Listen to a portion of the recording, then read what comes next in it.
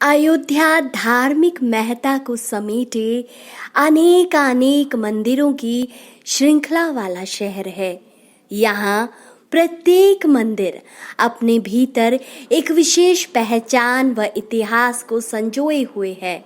आज जब वर्षों की प्रतीक्षा के उपरांत प्रभु श्री राम के जन्म स्थान पर भव्य मंदिर का निर्माण कार्य प्रारंभ है, तो ऐसे में अयोध्या दर्शन के प्रति श्रद्धालुओं की जिज्ञासा का बढ़ना स्वाभाविक है। आज इन्हीं मंदिरों की कड़ी में हम अयोध्या के उस मंदिर के बारे में बताने जा रहे हैं जहां से हनुमंत लला अयोध्या के कोतवाल बन समस्त अयोध्या की सुरक्षा का जिम्मा स्वयं उठाते हैं। सरयू के दक्षिण दिशा व अयोध्या के केंद्र में स्थित इस स्थान को हनुमान जी का निवास स्थल माना जाता है। अनुश्रुति के अनुसार लंका विजय के पश्चात प्रभु रामचंद्र जी द्वारा अपने अति प्रिय भक्त हनुमान को यह स्थान निवास स्थल के रूप में दिया गया, जिसके कारण इस स्थान को हनुमानगढ़ या हनुमान कोट कहा जाने लगा। यह एक गुफानुमा भव्य मंदिर है जो कि एक टीले पर स्थित है। इसके सामने राजद्वार मंदिर की शिखाएं हैं जो इसके शिखर को ताकती प्रतीत होती हैं।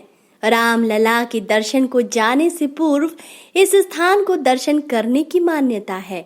माना जाता है कि हनुमान जी को यह स्थल भेंट करते समय प्रभु राम ने उन्हें वरदान दिया था कि उनके दर्शन के पश्चात ही कोई भी व्यक्ति प्रभु श्री राम के दर्शन कर पाएगा, अन्यथा उस व्यक्ति का दर्शन अपूर्ण माना जाएगा। इसका वर्णन अथर्ववेद में भी उपस्थित है। इसी कारण से अयोध्या जी में दर्शन की अभिलाषा से आने वाले प्रत्येक श्रद्धालुओं द्वारा सरयू स्नान के पश्चात सर्वप्रथम हनुमान जी के दर्शन की होड़ लगी रहती है। यहाँ 76 सीढ़ियों की लंबी चढ़ाई के पश्चात भक्तगण को हनुमान जी के दर्शन उपलब्ध होते हैं। यहाँ हनुमान जी के बाल रूप में 6 इंच की अति लघु मूर्ति माता अंजनी के गोद में विराजित है, जो कि सदैव फूल मालाओं से सुसज्जित रहती है। साहित्य रत्न व साहित्य सुधाकर राय बहादुर लाला सीताराम ने अपनी पुस्तक श्री अवध की झांकी में इसका विस्तार से वर्णन करते हुए बताया कि त्रेता युग के पश्चात कलयुग में अयोध्या जी को पुनर्वासित करते समय महाराज विक्रमादित्य ने तकरीबन 360 मंदिरों का निर्माण करवाया, जिनकी शोभा अपने चरम पर थी। मुगल आक्रांता औरंगजेब जब इस्लाम धर्म के प्रचार में हिंदू धार्मिक स्थलों को शत विशत कर रहा था, ऐसे में उसने अयोध्या के इन मंदिरों को भी अपना निशाना बनाया। औरंगजेब के आक्रमण के पश्चात भी 17वीं शताब्दी में हनुमानगढ़ी, जो कि अब मात्र एक टीले के रूप में विद्यमान था, की आभा कभी समाप्त नहीं हुई।